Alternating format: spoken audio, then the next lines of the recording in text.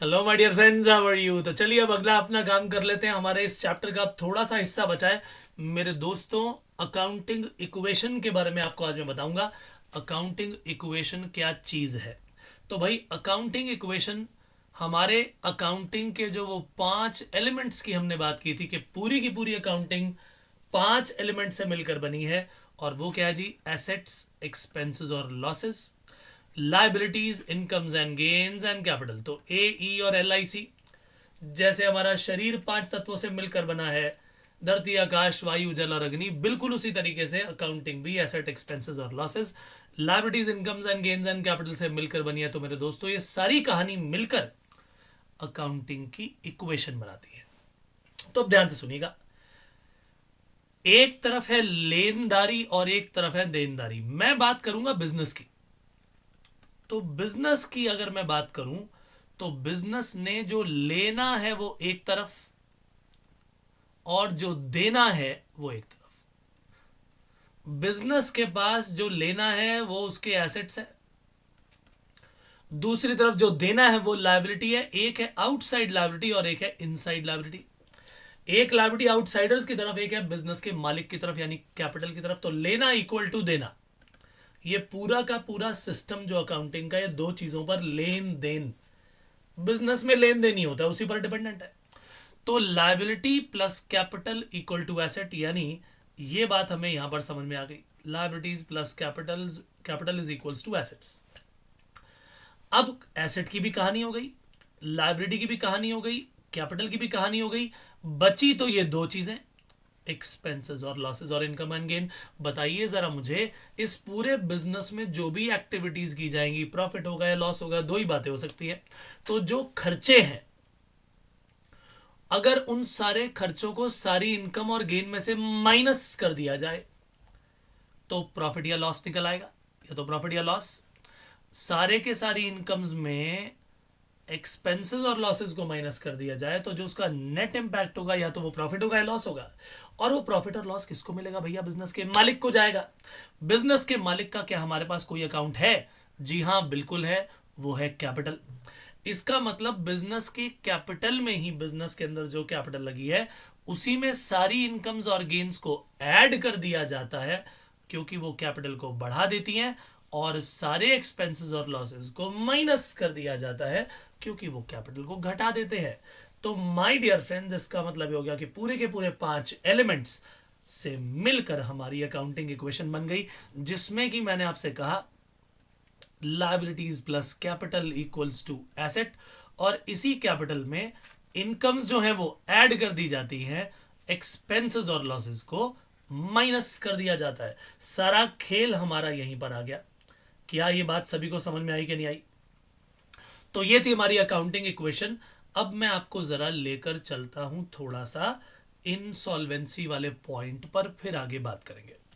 तो जैसे कि मैंने आपसे लास्ट टाइम भी कहा था कि इंसॉल्वेंसी हम पढ़ेंगे, लेकिन उसके लिए कुछ बेसिक बताना ज़रूरी था, जिसके लिए हमारे पास ये सिस्टम जो है अकाउंटिंग इक्वेशन का बेहद ज़रूरी था। तो पहले ज़रा एक बार जो है अच्छी तरह से समझ लीजिए कि इंसॉल्वेंसी और सॉल्वेंसी का मीनिंग क्या होता है। तो liabilities plus capital equal to assets, ये अकाउंटिंग इक्वेशन तो हमने सीख ली।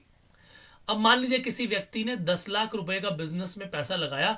एक तरफ कैश आ गया, एसेट आ गया। दूसरी तरफ हमने कहा जी, एक तरफ एसेट हमारा हो गया बिजनेस का, लेकिन अल्टीमेटली पैसा देना किसे है? बिजनेस के मालिक को, कैपिटल। और फिर 10 लाख रुपए का बिजनेस ने बैंक से लोन ले लिया, हमारे पास 10 लाख रुपए बिजनेस में और आ गए। लेकिन 10 लाख रुपए की दूसरी तरफ लाइबिलिटी बढ़ गई। जब टोटल किया तो 10 लाख ये, 10 लाख ये, इक्वल टू मिला के ये पूरा 20 लाख आ गया। एसेट 20 लाख, इधर लाइबिलिटी प्लस कैपिटल भी 20 लाख। ये अकाउंटिंग इक्वेशन जो थी वो हमारी मैच हो गई। हमने क्या किया जी? बिजनेस वाले बंदे ने क्या किया?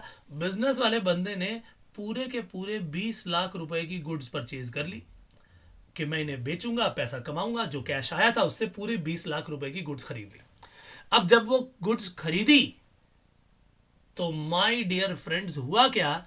जो गुड्स खरीदी उसे पता ही नहीं था, उसने तो नया बिजनेस किया था शुरू, ये आउटडेटेड गुड्स खरीद ली। जब वो उसे बेचने गया तो लोगों ने उसे बताया, अरे ये तो आउटडेटेड चीज है जी, ये तो अब नहीं है, अब तो नया वर्जन आएगा, वो इससे भी सस्ता है, हम तो इसे नहीं लेंगे। तो जब वो बेचने गया वो बंदा, तो पता लगा कि उसका सारा का सारा माल आउटडेटेड था, जो भी उसने खरीद लिया था, और उसकी मार्केट वैल्यू आज की डेट में केवल और केवल 5 लाख रुपए थी। तो माय डियर फ्रेंड्स, उस बिजनेसमैन को बताइए क्या लॉस होगा कि नहीं होगा? 15 लाख रुपए का नुकसान हो गया, 15 लाख रुपए का नुकसान। तो इस पूरे नुकसान में हुआ क्या? जो उसका अपना पैसा था वो तो हो गया जीरो, वो तो जीरो हो गया।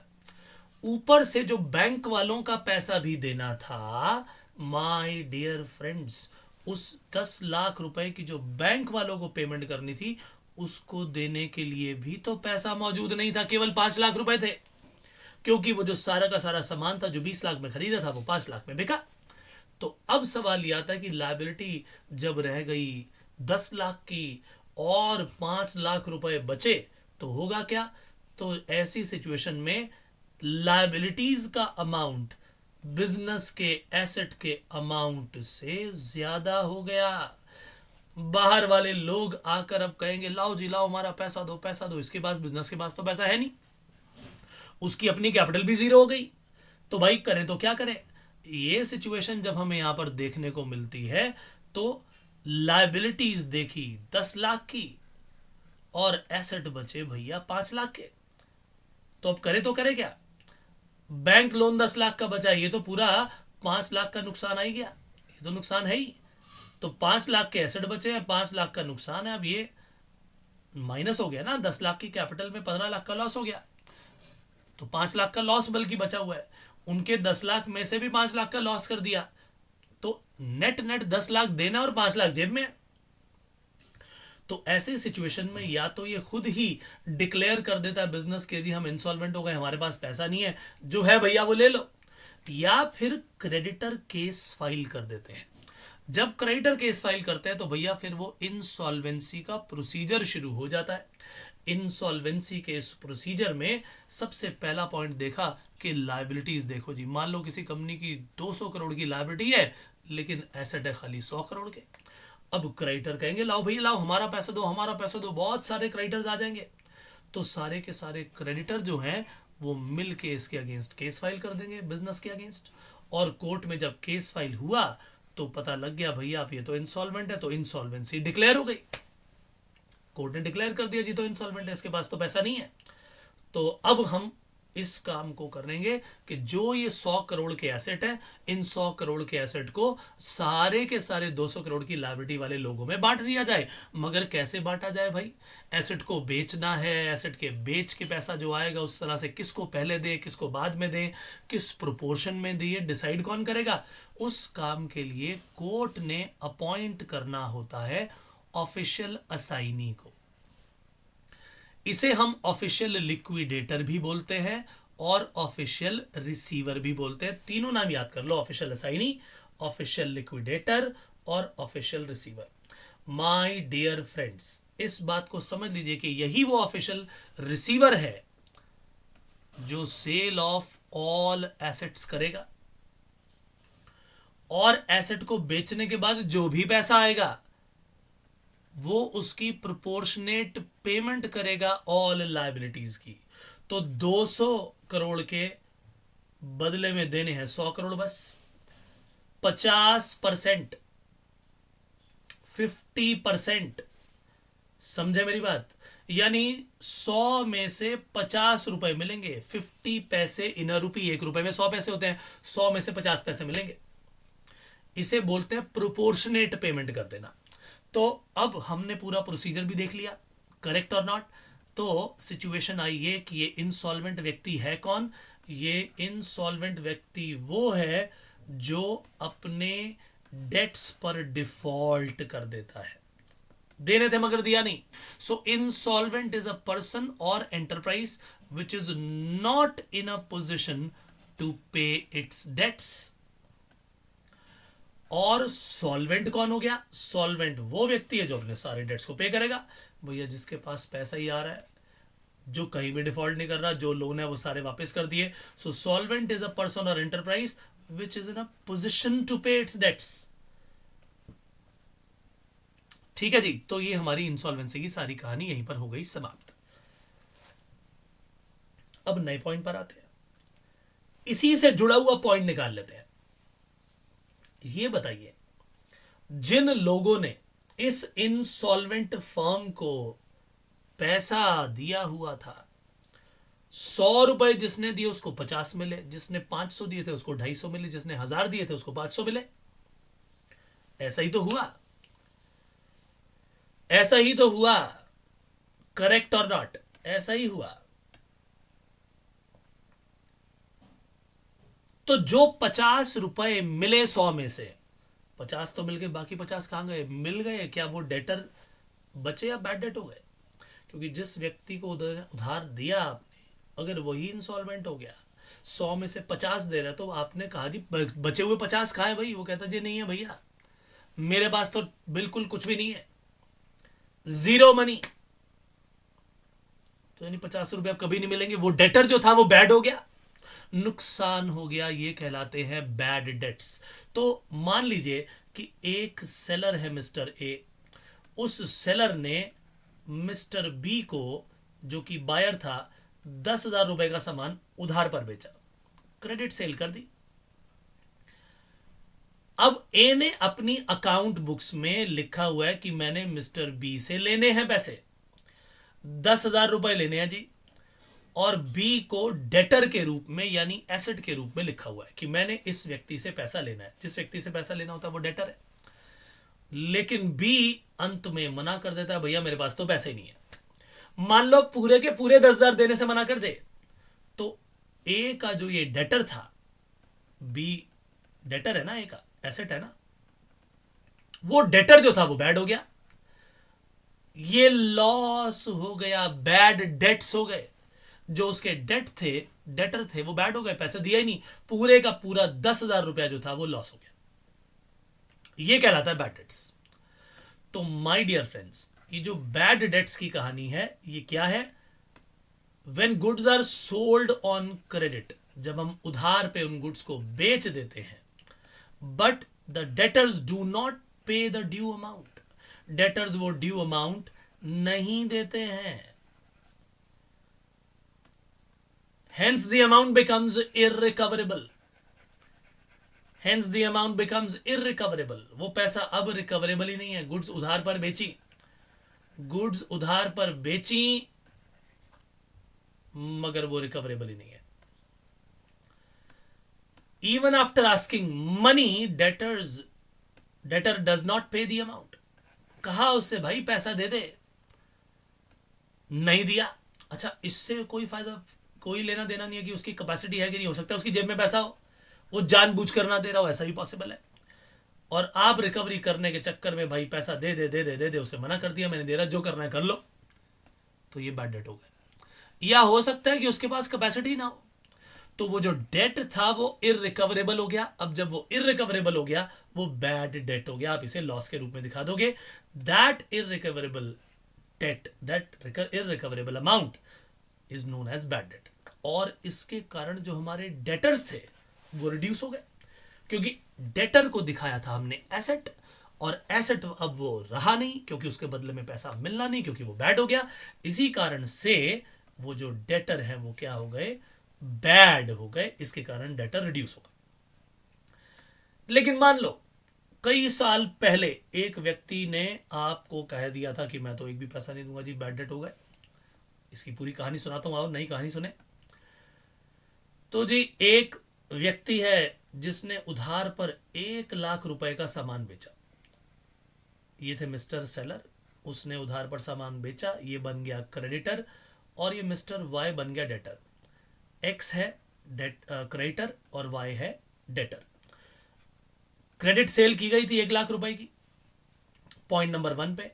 लेकिन पता लगा कि मिस्टर वाई इंसॉल्वेंट हो गए। उसने कहा जी ऐसा है, देखो मैंने आपका 1,00,000 रुपया देना है, लेकिन मैं पूरा पैसा नहीं दे पाऊंगा। 1,00,000 रुपए में से 50,000 मैं दे रहा हूं आपको, 50,000 रुपए अब मैं नहीं दे पाऊंगा। तो उस डेटर में से इसने 1,00,000 रुपए के जो डेटर बनाए हुए थे उसमें 50,000 तो मिल गए, लेकिन 50,000 नहीं मिले। जो नहीं मिले उसने उसे बैड डेट दिखा दिया। और उस डेट को लॉस के रूप में दिखा के खत्म कर दिया। 1 साल बीत गया। 1 साल बाद ये मिस्टर वाई जो थे दोबारा से पहुंचे।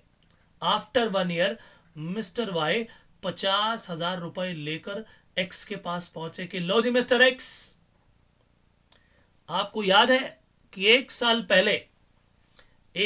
पहले मैंने आपके 1 लाख रुपए देने थे और उस समय मैं इंसॉल्वेंट हो गया था। इंसॉल्वेंट होने के कारण मैंने आपको आधा पैसा दिया था और आधा पैसा नहीं दे पाया था। लॉ के मुताबिक वो अब मुझे देना भी नहीं था क्योंकि कोर्ट ने मुझे इंसॉल्वेंट डिक्लेयर करके फ्री कर दिया था। मेरे सारे एसेट बेच के उसने आपको 50,000 रुपए दे दिए, बाकियों को भी उन्होंने इसी तरह से आधा आधा पैसा दे दिया था। तो एक्स ने पूछा भाई तुम अब क्यों आए हो मेरे पास? वाई ने कहा देखो भाई ऐसा है, लॉफुली तो मुझे पैसा तुम्हें देने की जरूरत है नहीं, लेकिन फिर भी मैंने अपना नया बिजनेस शुरू किया है। उस समय बिजनेस ठीक नहीं चला तो वहां पर इंसॉल्वेंसी हो गई थी, लेकिन मैंने नया बिजनेस शुरू किया है। मैं आपके वो पुराने ओल्ड अमाउंट जो 50,000 रुपए मेरे कारण आपका नुकसान हुआ था, मैं उस नुकसान की आपको भरपाई करने आया हूं। एक्स ने कहा अरे वाह जी वाह वाह भाई साहब, आओ चाय पकोड़े सब मंगा लिए, वाह भाई वाह। ऐसा भी कोई होता है बंदा जो कि लॉफुली उसको देने की कोई भी जरूरत नहीं थी, फिर भी आ गया पैसा देने। और एक्स जो है वो खुश हो गया। एक्स ने कहा देखो जी ऐसा है, मैं तो नया बिजनेस शुरू कर रहा हूं, लेकिन मैंने सोचा कि आपका आपका पुराना लॉस जो है वो करवा के मैं तो नहीं जी पाऊंगा, इसीलिए मैंने आपके वो 50,000 रुपए देने का निश्चय किया। ये लीजिए 50,000 रुपए। जिस चीज को वो लॉस दिखा चुका था कि वो कभी नहीं आएगा, अपनी किताबों से उस डेटर को खत्म कर दिया था। मिस्टर एक्स ने क्या लिखा था कि मेरे डेटर्स में है मिस्टर वाई, मैंने उस डेटर से 1 लाख रुपया लेना है। लेकिन जब यह पता लगा कि वो तो भैया हो गया इंसॉल्वेंट, तो उस समय उसने बैड डेट दिखा दिए थे 50,000 और बाकी 50,000 उसने रिसीव कर लिए थे। तो अपनी किताबों से उसने अपनी बुक्स से पूरे 1 लाख रुपए हटा दिए थे। पूरे 1 लाख रुपए की कहानी उसने हटा दी थी, खत्म कर दिया था। ये वही पैसा आज दोबारा मिल गया जिसकी उम्मीद ना हो। माय डियर फ्रेंड्स, वो इनकम नहीं है तो और क्या है? तो ये 50,000 रुपए हैं bad debts recovered. This is called bad debts recovered. तो ये क्या बन जाती है? ये इनकम बन जाती है। पुराने समय में उसने अकाउंट बुक्स में से 1 लाख में से पूरे के पूरे 50,000 उड़ाने के बाद 50,000 का रिसीट करके खत्म कर दिया था अकाउंट, लेकिन जिस पैसे की मिलने की कोई उम्मीद नहीं थी और वो आ गया, तो भैया अब तो ये इनकम हो गई। इसे कहा जाएगा 50,000 को बैड डेट्स रिकवर्ड। वो इनकम के रूप में मिस्टर एक्स अपनी बुक्स में अब इसे अलग से दिखाएंगे। वाई ने ऐसा क्यों किया? वाई ने इसलिए किया कि गुडविल बनाना चाह रहा था। वो उसे मालूम है बिजनेस करना है तो भैया इसी मार्केट में रहना पड़ेगा, और अपना विश्वास बढ़ाने के लिए उसने पुराना एक्स का जो अमाउंट था वो चुका दिया। अब एक्स का विश्वास बढ़ गया कि भाई जो पैसा आने की उम्मीद ही ना हो वो भी आ जाए। तो अब तो एक्स कहेगा ना ठीक है जी आओ चलो बिजनेस करें, आप जैसा व्यक्ति तो दुनिया में मिलना मुश्किल है भाई। तो ऐसी स्थिति में जो पैसा रिकवर हुआ वो उसके लिए इनकम मान ली जाएगी, राइट। तो जिस चीज को बैड डेट्स को पहले लॉस दिखा चुका था, अगर वो पैसा रिकवर हो जाए तो ये मिस्टर एक्स के लिए इनकम मानी जाएगी। क्या ये बात सभी को अच्छी तरह समझ में आ गई? सो ये थी कहानी बैड डेट्स रिकवर्ड की। This is also done. Accounting equation में आपको पहले ही करवा चुका हूं। अब एक शानदार चीज बची है इस चैप्टर में, वो है मेरे दोस्तों ट्रांजैक्शंस एंड इवेंट्स। मजा आ जाएगा ये पढ़ के। तो क्या होती है ट्रांजैक्शंस और क्या होते हैं इवेंट्स? माय डियर फ्रेंड्स, जब हम बात करते हैं ना अकाउंटिंग की, तो अकाउंटिंग में हम कहते हैं भाई बिजनेस में होने वाली ट्रांजैक्शंस को भी रिकॉर्ड करेंगे हम और इवेंट्स को भी रिकॉर्ड करेंगे। इन दोनों को अकाउंटिंग में रिकॉर्ड किया जाता है। क्या वर्ड्स बोले मैंने? इन दोनों को अकाउंटिंग में रिकॉर्ड किया जाता है। अब दोनों को ही अकाउंटिंग में रिकॉर्ड करना है तो भाई ये दोनों चीजों के बारे में मालूम भी तो होना चाहिए। हम कहते हैं कि हम रिकॉर्ड तो करेंगे, लेकिन केवल और केवल उन्हीं ट्रांजैक्शन और इवेंट्स को रिकॉर्ड करेंगे जो फाइनेंशियल यानी मॉनेटरी नेचर के हैं, उसी को रिकॉर्ड किया जाएगा। अगर कोई चीज फाइनेंशियल या मॉनेटरी नेचर की नहीं है, अकाउंटिंग में उसे रिकॉर्ड बिल्कुल भी नहीं किया जाएगा। जैसे जरा सोचो कि जेठालाल के लिए नट्टू काका कितने इंपॉर्टेंट है। अरे भाई, तारक मेहता का उल्टा चश्मा कभी देखा होगा। उस बिजनेसमैन के लिए वो एम्प्लॉय कितना इंपॉर्टेंट है, कितना ईमानदार, पूरे बिजनेस को संभालते हैं भाई वो। नट्टू काका की डेथ हो गई थी, तो जरा बताइए क्या बिजनेस को नुकसान हुआ होगा? यस, एक किसी भी ईमानदार व्यक्ति के चले जाने से या मान लो छोड़ के चला जाए तो क्या बिजनेस को नुकसान होता है कि नहीं होता? बिल्कुल होता है भाई, कहीं ना कहीं तो नुकसान होता ही है। लेकिन आप उसे मॉनेटरी टर्म में इवेल्युएट नहीं कर सकते। या मैं कहता हूं कि एक अच्छा एम्प्लॉय होना, ईमानदार एम्प्लॉय आपके अगर बिजनेस में है, तो वो भी एक बहुत बड़ी बात है, वो भी आपको बहुत बड़ा बेनिफिट देता है। लेकिन क्या उसकी ईमानदारी को, उसकी ऑनेस्टी को आप क्या फाइनेंशियल टर्म्स में निकाल सकते हैं कितनी है? नो। तो ऐसी तो बहुत सारी चीजें हैं। तो जिन चीजों का मॉनेटरी वैल्यूएशन नहीं किया जा सकता, जिन चीजों को मनी में मेजर नहीं किया जा सकता, अकाउंट्स में उसे रिकॉर्ड नहीं करते।